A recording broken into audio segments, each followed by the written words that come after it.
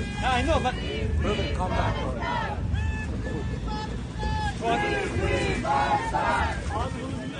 Abi tonuzu söküyorlar. Dur. Allahu Ekber. Biraz sabit.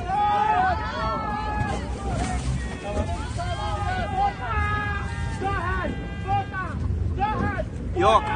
On YouTube, we have live streams downstairs, we have live streams up on our mast. So as we are boarded, we will have to ditch our boat into the ocean, unfortunately. As an environmentalist, that breaks my heart, but I cannot let the people on my phone be put in danger.